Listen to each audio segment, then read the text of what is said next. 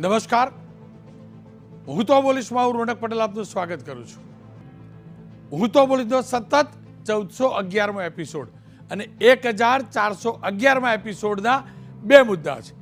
પહેલો મુદ્દો છે પ્રચાર ઓછો અને વિવાદ વધુ. સ્થાનિક સ્વરાજની સંસ્થાઓની ચૂંટણીમાં પ્રચાર બહુ ઓછો થયો પણ વિવાદો બહુ થયા છે. એ મુદ્દે ચર્ચા કરવી છે. અને બીજો મુદ્દો છે રત્ન કલાકારોને ઉદ્યોગપતિઓ ક્યારે આપશે સાથ. એક ખરબોપતિ અરબોપતિ ખરબોપતિ ઉદ્યોગપતિઓને ઢંઢોળવા છે. મારો રત્ન કલાકાર એ સુરત હોય, બોટાદ હોય, ભાવનગર હોય કે અમરેલી બરબાદ થઈ રહ્યો છે. એટલે રત્ન કલાકારોના હિતમાં આજે બોલવું છે. કારણ કે પાર્લામેન્ટની અંદર રૂપાલાજી બોલ્યા છે સરકાર મદદ કરે તે માટે. પણ એકલા રૂપાલાજીની આ ફરજ થોડી છે, રોનક સહિત તમામની ફરજ છે. ઉદ્યોગપતિઓને પણ કહીએ કે થોડુંક તો વિચારો આપણા રત્ન કલાકારો માટે. સ્થિતિ ખરાબ છે એટલે. પણ શરૂઆત કરું પ્રચાર ઓછો વિવાદ વધુના મુદ્દાથી.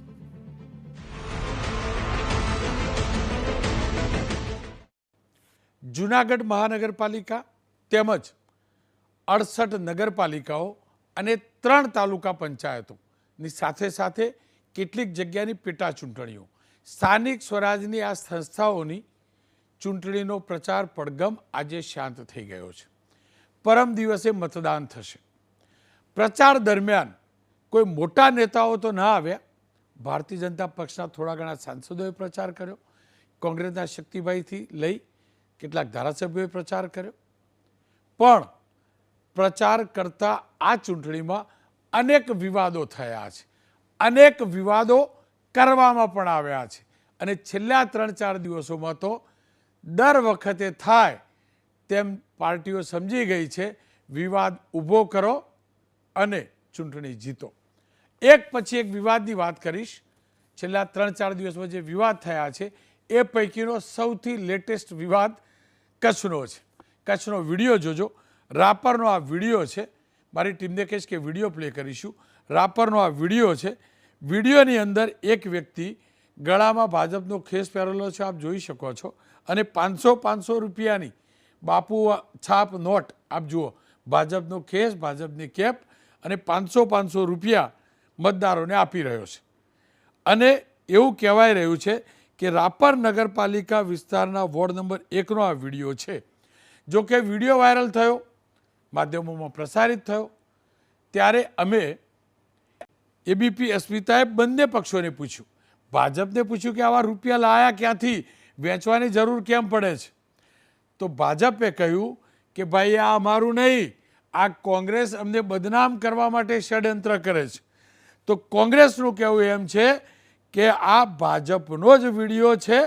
ભાજપ પોતાની ટોપી અમારા માથે ચડાવવા માગે છે. આ જુઓ તો ખરા 500 રૂપિયા. આ જુઓ ગરીબ વિસ્તારમાં 500ની નોટ. આનાથી અદ્ભુત સીન શું હોઈ શકે. આ જ છે આપણી લોકશાહી. હવે બીજો વિવાદ કહી દઉં તો મહેસાણાની કડી તાલુકા પંચાયતની અગોલ બેઠક, અહીંયા પેટા ચૂંટણી યોજાવાની છે. ભાજપના ઉમેદવારના નામથી વિવાદિત મેસેજ આ વાયરલ થયો છે, જેમાં લખાણ હતું આજની મિટિંગમાં ધાર્મિક મેળામાં જુગાર રમવા માટેની મંજૂરી માટે ખાતરી આપવામાં આવશે, જેથી બધાએ મિટિંગમાં હાજર રહેવું. જુગાર રમવાની પરવાનગી માટેનો મેસેજ વાયરલ થતાં રાજકારણ ગરમાયું છે. કોંગ્રેસે આરોપ લગાવ્યો કે ભાજપ મત લેવા માટે આવા હાથકંડા અપનાવે છે. તો ભાજપે બીજી તરફ આ મેસેજ ખોટો ગણાવી એમ કહ્યું છે કે કોંગ્રેસના માણસોએ આ મેસેજ કર્યો છે. હવે ખરેખર હકીકત એ છે કે જો પેલાની અંદર પણ કોંગ્રેસ ભાજપને બદનામ કરતું હોય તો એફઆઈઆર નોંધાવી જ જોઈએ. અને અહીંયા પણ કોંગ્રેસને આવી કરતું હોય તો ભાજપે એફઆઈઆર નોંધાવી જોઈએ. હવે બીજી એક વાત કરી લઉં. જૂનાગઢની ચોરવાડ નગરપાલિકાની ચૂંટણી, એમાં તો ખુદ કોંગ્રેસના ધારાસભ્ય વિમલભાઈ ચુડાસમા મેદાને ઉતર્યા છે.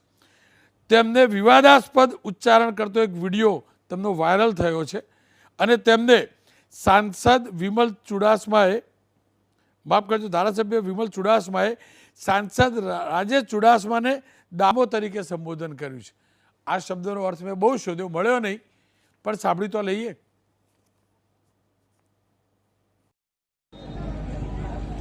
આપણો ગામો છે ને પેલા કુટ્ટે બેસતો, મને એમ લાગે કે 10 વર્ષ ને 8 મહિને હજી કુટ્ટે જ બેસે છે. ભાઈ તને તું સંસદ તરીકે છે, કુટ્ટે બેહવાનું બંધ કરી દે, માછલી હુકાવાનું બંધ કરી દે. આ ચોરોના લોકો હુકાઈ ગયા છે અહીંયા. તને આંખ ઓળગે એવું તારું કામ શું કરવાનું? તો કામ શું કરવાનું? એક માનનીય ધારાસભ્યશ્રી, એક માનનીય સાંસદ સભ્યશ્રી માટે તું તારી કરે કેવી સ્થિતિ સર્જાતી હશે ચૂંટણીમાં, આપ વિચારો. સૌરાષ્ટ્રની જ વાત કરું છું તો કોડીનાર નગરપાલિકાની વાત કરી લો. અહીંયા ચૂંટણી પ્રચાર દરમિયાન પૂર્વ સાંસદ દિનુભાઈ સોલંકી અને ઉનાના એસડીએમ વચ્ચે જબરજસ્ત દલીલ થઈ. કોડીનારમાં ભાજપનો રોડ શો હતો, કોંગ્રેસની જાહેર સભા હતી, ગોંદરા ચોક વિસ્તારમાં કોંગ્રેસના બેનરો લાગ્યા હતા, જેને લઈ દિનુભાઈ સોલંકીએ સવાલ ઉઠાવ્યા કે ભાઈ મંજૂરી વગર બેનરને મંડપ કેવી રીતે ઊભો થયો છે, જોવા એ અને સાંભળો પણ એ. લગેલો મંડપના ભાઈએ ઈ કાયદેસર છે, ઈ દુકાનવાળાની પરવાનગી છે, પોલીસ તંત્રને કલેક્ટર કેમ પૂછતા નથી? એને આ અહીંયા લગેલો એની પરવાનગી છે, આ દુકાન માલિક ખોટી પરવાનગી છે, આ બતાવો આ કાયદેસર છે? કોઈની માલિકીમાં તમે દંડા ઘાલી દો. આ મકાનવાળા ભાઈ તન્નાભાઈને પૂછ્યું છે, પૂછો ક્યાં છે કલેક્ટર આવ્યો છે, ક્યાં છે? કાલે ફોર્સ લઈને આવીને હાથો ઉખાડી લઈને આ ઉખાડી કઈ ગયો ને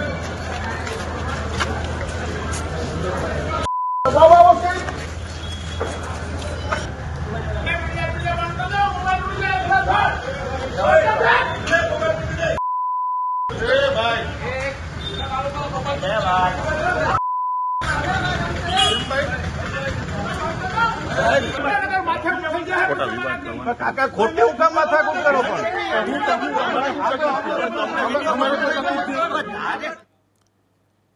અમરેલીના ચલાલામાં ભાજપ અને કોંગ્રેસના નેતાઓ અને કાર્યકર્તાઓ સામને સામને આવી ગયા. પછી કેવો સીન સર્જાયો એ પણ જોઈ લો.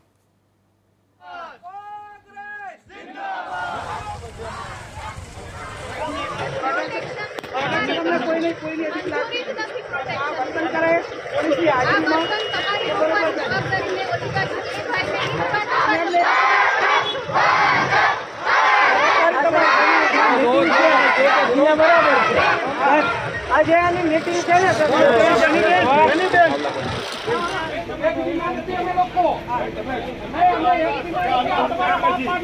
આબરૂ ખાતર ઉભા છે સાડુ બના.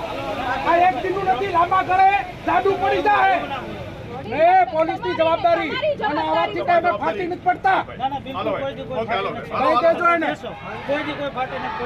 ઘરમાં રાજકારણ કરશું અને એમને એ જ કરવું હોય તો અમે કરવા માટે તૈયાર છીએ. ચાવડાજી અમારી તૈયારી જ છે. અમરેલીના લોકો તો એમ કહેવા લાગ્યા કે ગેનીબેન અને જેનીબેન બંનેની જોડી જ્યાં હોય ત્યાં કશું ઘટે જ નહીં. ખેર, જૂનાગઢની ચૂંટણી પ્રચારમાં પૂંજાભાઈ વંશે પોલીસ અધિકારી સરકારી કર્મચારીઓને ચેતવણી આપી, તમારા પટ્ટા ઉતારી લઈશ. સાંભળી લે પૂંજાભાઈને પણ. આખી વર્ગીને અને વહીવટી સાથે જોડાયેલા અધિકારી કર્મચારીઓને પણ કહેવા માંગીએ છીએ કે ભાજપને ચાપલુસી કરવામાં અથવા એના એજન્ટ બનીને કામ કરવાની જો એટલી બધી તમને તાલાવેલી હોય તો વર્દી છોડીને રાજીનામું આપીને તમતાર ભાજપમાં જોડાઈને ચૂંટણી લડવા આવો, અમને વાંધો નથી. આવા જેટલા લોકો ખાખી વર્દીવાળા કે વહીવટી તંત્રની અંદર કામગીરી કરનારા અધિકારી કર્મચારીઓને ચેતવણી આપવા માંગીએ છીએ કે અમે એવલામાંથી આવીએ છીએ. મહેરબાની કરીને વારા ફરતી વારો અને બે પછી ગારો, આટલું યાદ રાખજો. સમય બધાનો આવે. હા, કેટલાય લોકો ભૂતકાળમાં જેલમાં ગયા છે. હા, પટ્ટા ઉતરતા વાર ન લાગે, આટલું યાદ રાખજો અને એને ધ્યાનમાં રાખીને કામ કરજો. 16મી તારીખ ચૂંટણી પૂરી થાય ત્યાં સુધી.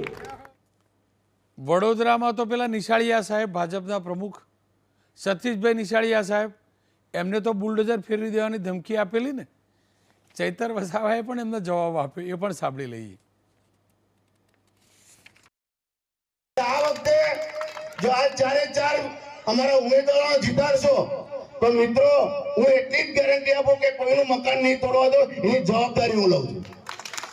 પણ સાથે સાથે એટલું પણ કહું છું કે જો અહીંયા મને દગો કર્યો તો કોઈનું મકાન પણ નહીં રાખવા દો, એ પણ ગેરંટી આપું. એ ધમકી આપવા વાળાને પણ કેમ છો, તમે જો અમારા માણસોને ઝૂંપડા તોડવાની ધમકી આપતા હોય તો તમે જ્યાંથી બોલ્યા છે એ જ જગ્યાએ અમે પણ તમને ચેલેન્જ આપીએ છીએ. આપ લડાઈમાં મહંમદ કાકા એકલા નથી, અમે પણ છે. અમારા પરિવારના એક પણ ઝૂંપડાને આંચ આવશે તે દિવસે માત્ર કરજણ નહીં, આ 48 નંબરનો હાઈવે પણ બંધ થઈ જશે. રાપર નગરપાલિકાની ચૂંટણીના પ્રચાર દરમિયાન કોંગ્રેસના પૂર્વ ધારાસભ્ય ગ્યાસુદ્દીનભાઈએ એક વિવાદાસ્પદ નિવેદન આપ્યું, જો કે ત્યારબાદ માફી પણ માગી લીધી.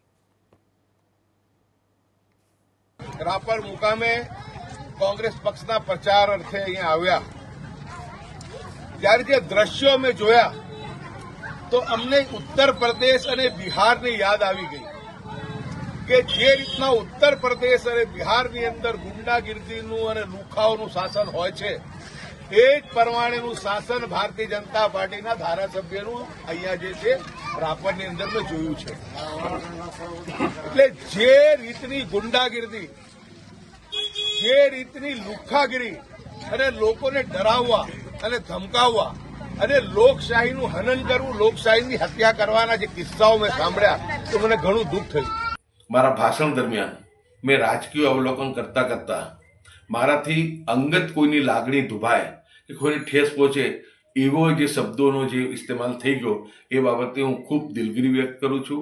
ખૂબ એના માટે હું દુઃખ વ્યક્ત કરું છું. અને હું શ્રી વિરેન્દ્રસિંહ જાડેજા તથા સદનસીબે ત્યાંના જે ઉમેદવાર છે, જે સૈયદ સાદાત છે, એમને એમને મારાથી કોઈ ઠેસ પહોંચી હોય કે એમની લાગણી દુભાઈ હોય તો એમની કે એમના સમાજની તમામની હું માફી ચાહું છું. પ્રચાર દરમિયાન જીભ લપસે, આક્રોશ પણ હોઈ શકે, બોલાઈ પણ જાય, પણ વિનમ્રતા સાથે ગ્યાસુદ્દીનભાઈએ જે માફી માગી છે તેમાંથી તમામ પક્ષોના નેતાઓએ શીખવું જોઈએ. નિશાળિયા સાહેબને તો ગ્યાસુદ્દીનભાઈની કોલેજમાં એડમિશન લઈ લેવું જોઈએ.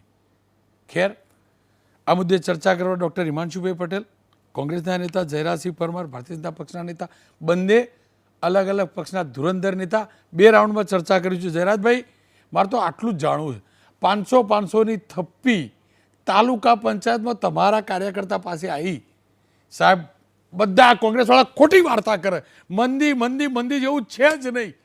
કોંગ્રેસવાળા વેચિત હોય અને તમે વેચિત હોય, આ બધી ખોટી ચર્ચા. કોઈ મંદી નથી. બોલો, તાલુકા પંચાયતમાં, નગરપાલિકામાં 500ની થપ્પી, અને કદાચ 100 નોટ ગણીએ, અમારો તો એટલો પગાર ના થતો એટલે ખબર ના હોય, પણ 50,000 રૂપિયાની એક થપ્પી થાય.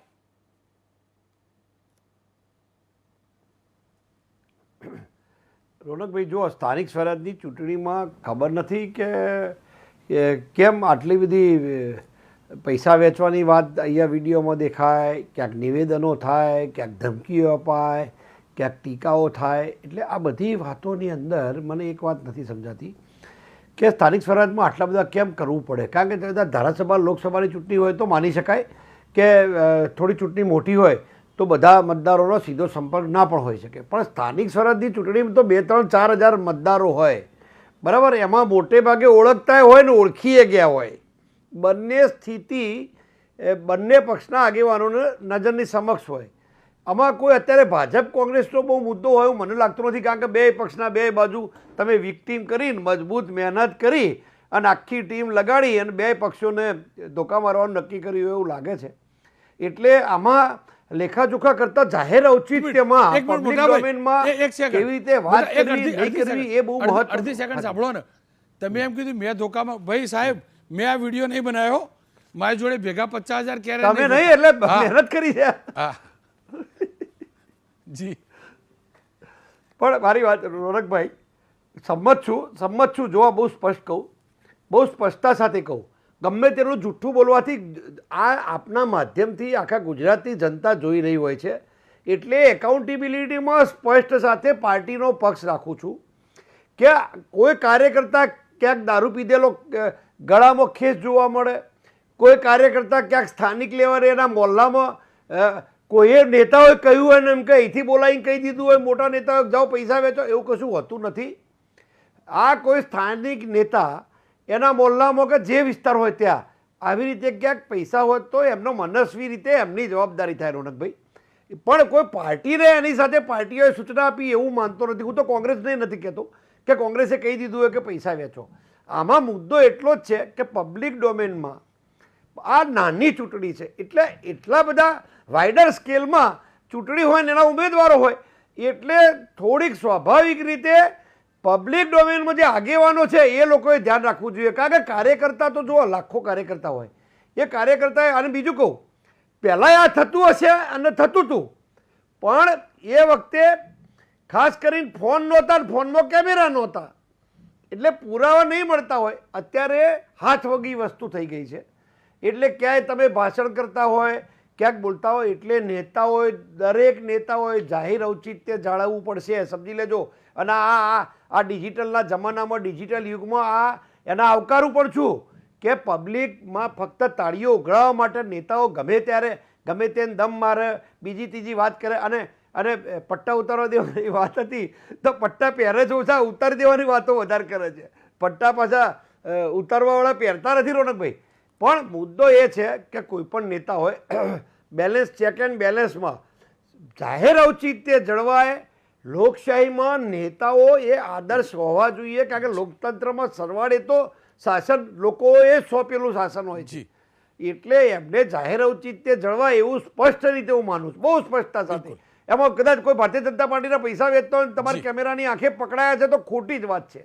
એને કોઈ સમર્થન હોઈ શકે ને ભારતીય જનતા પાર્ટીનું સમર્થન પણ નથી અને જો એવું કરતા હોય તો ખોટું છે.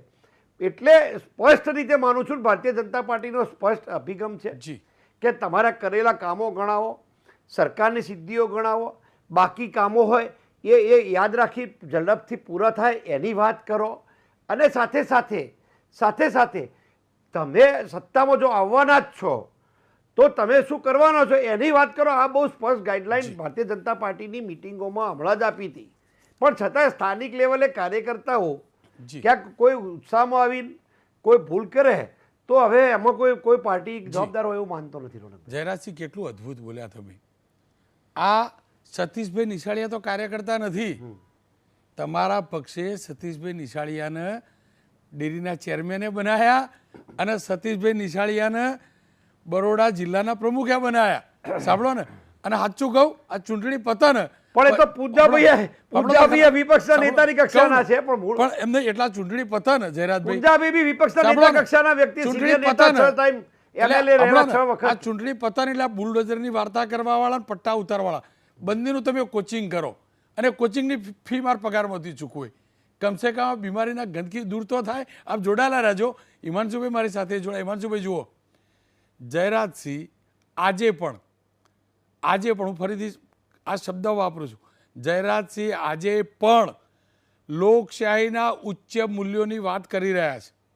આજે પણ તો પછી જયરાજભાઈ પોતે કબૂલ છે કે ભાઈ આવું બુલડોઝરનું કહેવું એ ખોટું, પેલા કોઈક રૂપિયા વહેતું હોય તો એ ખોટું, તો પછી તમારાવાળા પટ્ટા ઉતારવાની વાતો કેમ કરવા લાગ્યા?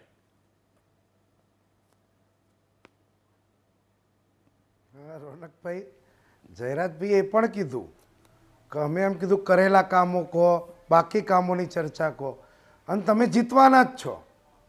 અમારી પાર્ટીની એમ કે ગાઈડલાઈન છે એટલે અમે કંઈ ગોઠવણ કરી છે. જયરાજભાઈ મારે પૂછવું હતું કે અત્યારથી તમને હજી કાલે આચારસંહિતા છે, પરમ દિવસે મતદાન છે તો તમે કેમનું કહો તમે જીતવાના જ છો? લોકશાહી છે રોનકભાઈ. અને હું પણ જાહેર જીવનમાં છું, જયરાજસિંહ બી છે, લાંબા સમયથી છીએ. આટલું બધું તમે અમને માન આપી બોલાવો છો. ક્યાંક પાર્ટીના સાથે અમે ખૂબ આત્મીયતાથી જોડાયેલા છીએ. ક્યાંક કોઈક વખતે કોઈ બી નેતાથી એમાં ઈરાદો જોવો જોઈએ. જ્યારે પણ એની વાત મૂકતો હોય કોઈ પણ નેતા, એ મિનિસ્ટર હોય કે સામાન્ય કાર્યકર હોય, કોઈને તક મળી એટલે મિનિસ્ટર બને. બાકી જે વર્ષોથી કામ કરતા હોય એ પોતાની પાર્ટી માટે કમિટેડ હોય છે. અને જ્યારે પણ ક્યાંક આવેશમાં આવીને કે આવા ચૂંટણીના સમયમાં સતત વ્યસ્ત રહેતા હોય નેતાઓ, ત્યારે ક્યાંક ઉતાવળે બોલાઈ જતું હોય છે. એટલે હું કંઈક નાની મોટા જે જીભથી બોલાઈ જતું હોય એને હું જાહેર જીવનમાં એવડો મોટો ઇસ્યુ નથી કહેતો, પણ તમે જે કીધું કે અમારા નેતાએ, કોંગ્રેસના નેતાએ તમે કીધું કે ખૂબ ખરાબ સંસદ સભ્ય માટે બોલ્યા, અમારા નેતા, કોંગ્રેસના નેતા આના માટે ખરાબ બોલ્યા. તો રોનક સર, તમે તો કેટલા અનુભવી છો, કેટલો બધો તમારો વર્લ્ડ રેકોર્ડ થવા આવ્યો તમારા એપિસોડના. તમે અમારા ડૉક્ટર મનમોહનસિંહ માટે કેટલા ગંદા શબ્દો વપરાયા, રાષ્ટ્રીય નેતા બાબા સાહેબ આંબેડકર માટે કેવી રીતે વાત થાય, સરદાર પટેલના નામ જાણે કોઈ રોડ ઉપર કોઈનું નામ લખ્યું અહીંથી બદલી કાઢવામાં આવે, મહાત્મા ગાંધી માટે અને ગોડસેને બેને ભેગા કરીને ચર્ચા થાય. આખા રાષ્ટ્રની સંપત્તિ, આખા રાષ્ટ્રના ગૌરવ સમાન નેતાઓ માટે, અને જે પૃથ્વી પર નથી રહ્યા, જેને આખી જિંદગી સમર્પણ કરી છે. ઇન્દિરાજીએ પોતાના લોહીથી આ દેશને એકતા રાખવા માટે લડ્યા. આ બધા માટે આજે ભાજપના નેતાઓ મન ફાવે એમ બોલે છે. મને સારું લાગ્યું કે તમે કોંગ્રેસના નેતાઓની ટીકા કરી, પણ ક્યાંક ભાજપના નેતાઓ પણ, અમે તો વિપક્ષમાં છીએ યાર, સામા પવનમાં, એક મિનિટ બિલકુલ, અમે તો સામા પવનમાં લડીએ છીએ. 31 વર્ષથી એમની સરકાર છે, હજી કોંગ્રેસના ઉપર આક્ષેપો કરે છે. ભાજપ હજી કોંગ્રેસ લડે છે. એમ તો તમે રાજાઓ, અત્યારે આખા ભારત વર્ષમાં જો કોઈ દુઃખી હોય ને તો રાજાઓ, એમને રજવાડા આપી દીધા, અને આજે ફરી આજ રજવાડા જેવું કરવું છે, લોકશાહી જેવું કંઈ રાખવું નથી. વિપક્ષની જે લડવાની ક્ષમતા છે, તાકાત છે, આટલા વર્ષોથી વિપક્ષમાં રહીને અમે લડીએ છીએ, એ લોકશાહી માટે લડીએ છીએ. હિમાંશુભાઈ, અમે પણ જાણીએ છીએ કે આ કોમવાદના, આ ધાર્મિક લાગણીઓના અને ભરડા વચ્ચે અમે ખૂબ સંઘર્ષ કરીએ છીએ. રોનક સર, તમે અમારી જોડે આવો ગ્રાઉન્ડમાં. હિમાંશુભાઈ, અમે હિન્દુ, મુસ્લિમ, ધર્મ, જ્ઞાતિ, પેટા જ્ઞાતિ, અમે લોકોને બે હાથ જોડી વિનંતી કરી. હિમાંશુભાઈ, આ દેશ લોકશાહીનો છે. આપણને કેટલા શહીદો થયા ત્યારે આઝાદ થયા. હિમાંશુભાઈ, દેશમાં લડવાનું, ધમકી આપવાની, હું તમને એ શાસક પક્ષે ચિંતા કરવાની. આપની વાત સાચી છે. મેં પુંજાબીની વાત કરીને, પણ મેં આ સતીશ નિશાળિયાની વાત કરી, અને સતીશ નિશાળિયા ઉપર તો અડધો કલાકનો કાર્યક્રમ કરી ચૂક્યો, અને એ બી કહેવા તૈયાર છું કે જયરાજસિંહ એમને ટ્યુશન લેતા હોય ને તો ફી હું ભરું.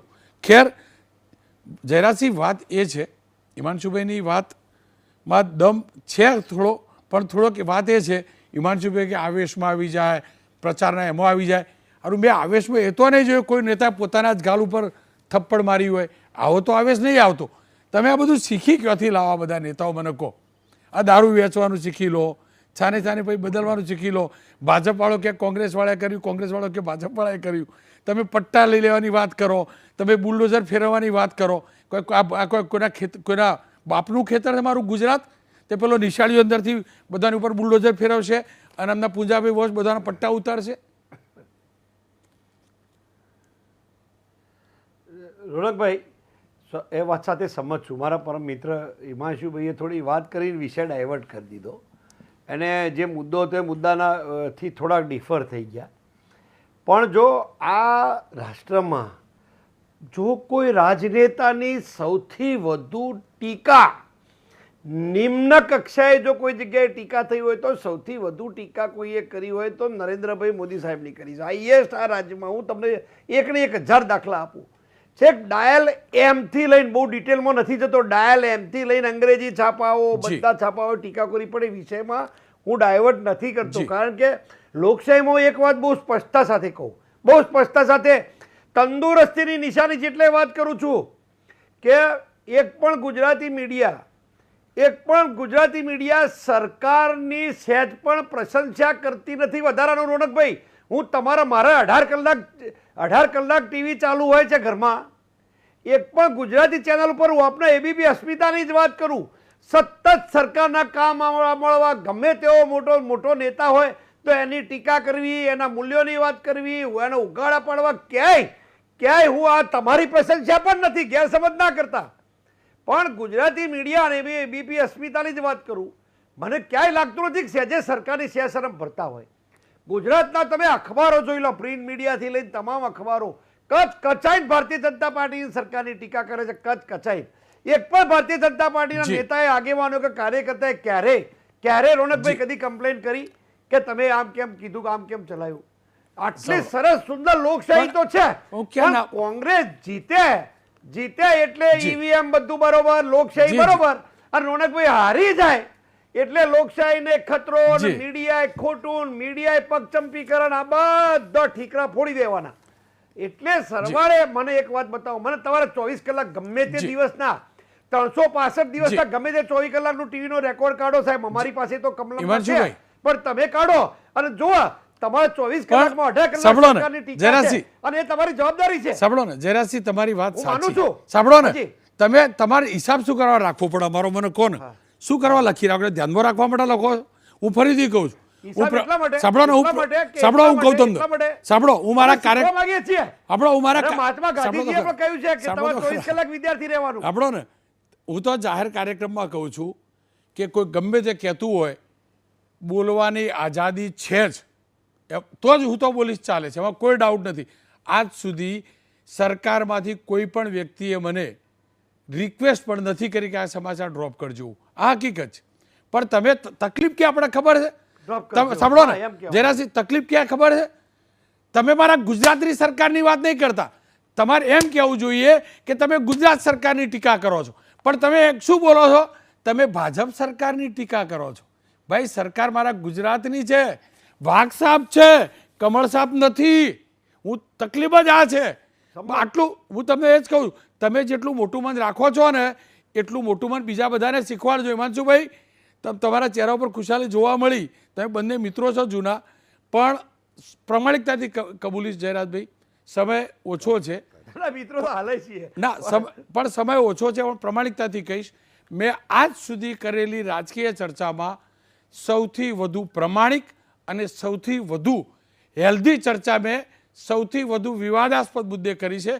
તેનો આનંદ છે કે બંને પક્ષ પાસે હિમાંશુભાઈ પણ છે અને જયરાજસિંહ જેવા વ્યક્તિત્વ પણ છે. આ બંનેનો ખૂબ ખૂબ આભાર. પણ છેલ્લે એટલું કહીશ, તમે આટલા બંને એગ્રેસિવ લોકો છો, છતાં પણ ભાષાની શાલીનતા નથી ચૂકતા.